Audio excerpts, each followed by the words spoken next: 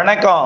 செல்வகுமாரின் முக்கடல் காற்று பற்றிய அறிவிப்பும் இலங்கைக்கான வானிலை ஆய்வறிக்கையும் 2025 ஆகஸ்ட் 31 ஞாயிற்றுக்கிழமை மாலை நிலவர ஆய்வறிக்கை.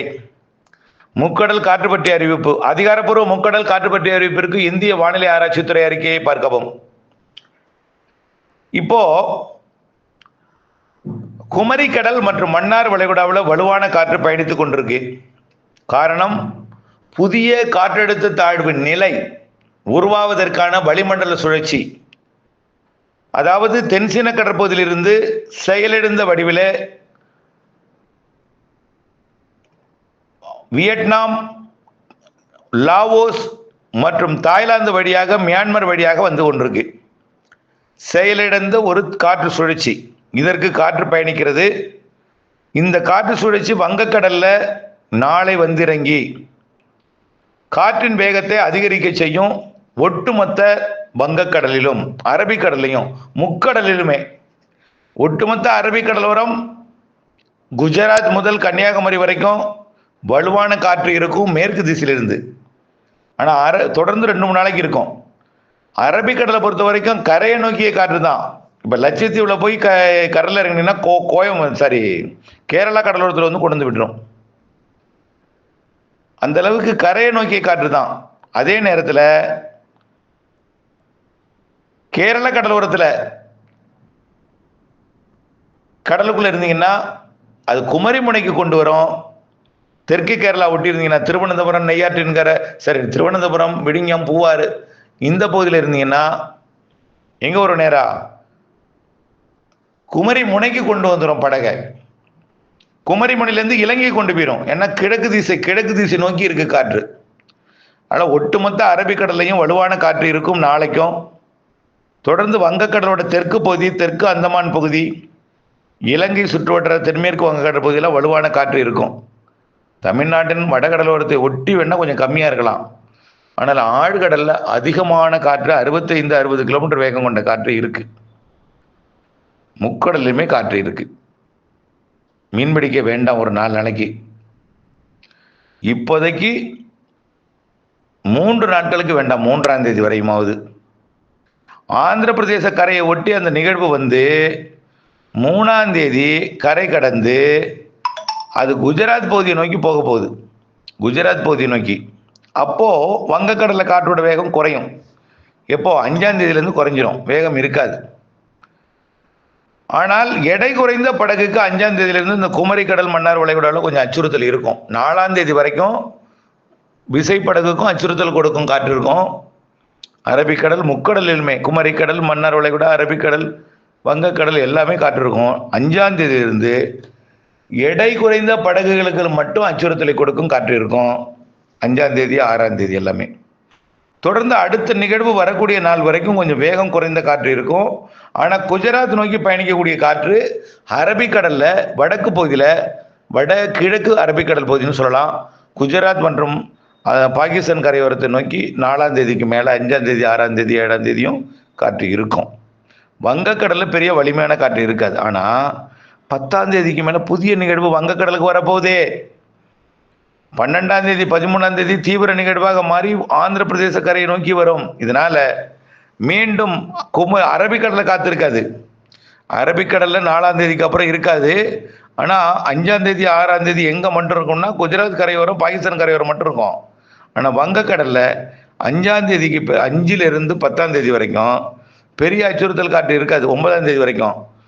ஆனால் எடை குறைந்த படகுகளுக்கு அச்சுறுத்தக்கூடிய காற்று மன்னார் வளைகுடாவிலையும் குமரிக்கடலையும் இருக்கும். அது மட்டும்தான். ஆனால் 10ஆம் தேதிக்கு மேலே வலுவான நிகழ்வு வங்கக்கடலில் ஆந்திர கரையை நோக்கி வரும் என்பதனால கொஞ்சம் வலுப்பெறக்கூடிய காற்று தெரிகிறது.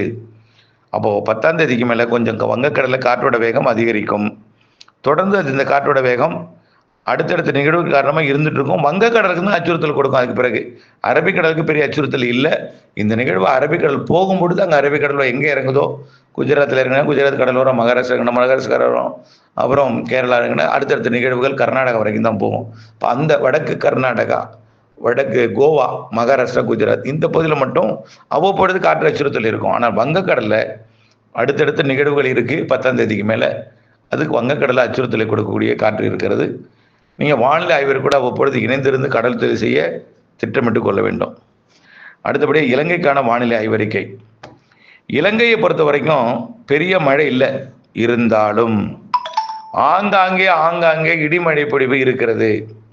இலங்கையில் இன்றைக்கும் மழை தான், தெற்கு இலங்கையில் மழை. நாளைக்கும் அப்படி இலங்கையில் தெற்கு இலங்கையில் ஆங்காங்கே மழை இருக்கும், பெரிய மழை இருக்காது, ஆங்காங்கே மழை இருக்கும். இப்படி வரக்கூடிய 5ஆம் தேதி 6ஆம் தேதி வரைக்கும் ஆங்காங்கே மழை இருக்கும், பெரிய மழை இருக்காது, நனைக்கும் மழை, லேசான மழை, மிதமான மழைன்னு இருக்கும். பெரும்பாலும் இலங்கையோட தென்மேற்கு, தெற்கு, தென்கிழக்கு, மத்திய பகுதிக்கு கிழக்கே, அப்படிதான் அனுராதபுரத்துக்கு தெற்கே அனுராதபுரத்துக்கு தெற்கே மழை இருக்கும்.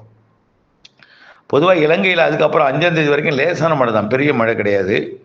10ஆம் தேதிக்கு மேலே கொஞ்சம் கொஞ்சமாக மழைப்பொழிவு வலுப்பெறும் என்று எதிர்பார்க்கப்படுகிறது. 10ஆம் தேதிக்கு மேலே 12ஆம் தேதியில் நல்ல மழை தெரியுது இலங்கைக்கு.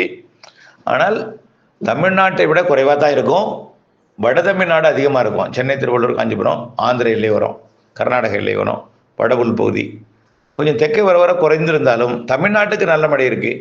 இலங்கைக்கும் வடக்கு கிழக்கு மாகாணங்களுக்கெல்லாம் செப்டம்பர் 12 தேதியிலிருந்து அக்டோபர் 15 வரைக்கும் நல்ல மழை இருக்குது. 3 நிகழ்வு இருக்குது. இது இலங்கைக்கு மழை தரும். ஒரு நிகழ்வு வலுவான மழை இலங்கைக்கு தரும். 2 நிகழ்வு அளவான மழை தரும். இடைவெளியும் இருக்கும், மழையும் இருக்கும். பரவலான மழைப்பொழிவு தெரிகிறது செப்டம்பர் பின்னரை பகுதி இலங்கைக்கு, அக்டோபர் முன்னரை பகுதியும் இருக்கிறது. ஆக இலங்கையை பொறுத்த வரைக்கும் இப்போ செப்டம்பர் 10 தேதிக்கு மேலே, அதாவது இப்போ இருக்கிற மழை லேசாக மிதமாக 3 நாளைக்கு 4 நாளைக்கு இருக்கும். அதுக்கப்புறம் 10ஆம் தேதிக்கு மேலே, 12ஆம் தேதிக்கு மேலே உறுதி. 15லிருந்து அடுத்த மாதம் 15 வரைக்கும் நல்ல மழைப்பொழிவு இலங்கைக்கு இருக்குது, வடக்கு கிழக்கு மாகாணங்கள் உட்பட. அடுத்தபடியாக அக்டோபர் 18 தேதியில் வடகிழக்கு பருவமழை இலங்கை தமிழ்நாட்டில் தொடங்க போகுது. தொடங்கியது முதல்ல இலங்கைக்கு நிறைய மழைங்க. நிகழ்வு எல்லாமே இலங்கையை ஒட்டித்தான் வடக்கு நோக்கி வரும்.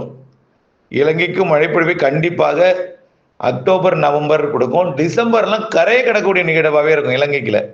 ஜனவரியும், டிசம்பர் ஜனவரி இலங்கை கடக்கக்கூடிய நிகழ்வுகள் இருக்கிறது.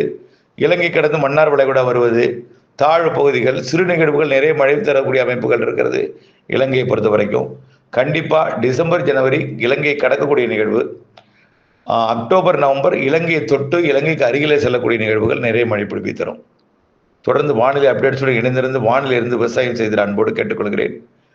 இந்த ஆண்டு வடகிழக்கு பருவமழை இலங்கைக்கு நிறைய மழைப்பொழிவு தரும்னு ஏற்கனவே சொல்லியிருக்கோம். உங்களுடைய நிலத்தில் 10% இடங்களில் பண்ணைக்குட்டை அமையுங்கள். கடந்த வருஷமே மார்ச் மாதம் வரைக்கும் மழை இருந்துச்சு. பிப்ரவரி வரைக்கும் கனமழை இருந்துச்சு. அணைகளை நிரப்பிக்கொண்டே இருந்தது. அப்படிப்பட்ட மழை இந்த வருஷம் பிப்ரவரி வரை இலங்கைக்கு இருக்கு. உங்களுடைய மழைப்பொழிவை சேகரியுங்கள். மழைநீரை சேகரித்து தேவைப்படும் பொழுது கோடை உள்ளிட்ட நாட்கள் எல்லாம் நீங்கள் திட்டமிட்ட வேளாண்மைக்கு கை கொடுக்கும். மழைநீரை சேகரிங்கள். கைவசம் நீர் தேக்கி கவலை இல்லாமல் விவசாயம் செய்யுங்கள். நன்றி.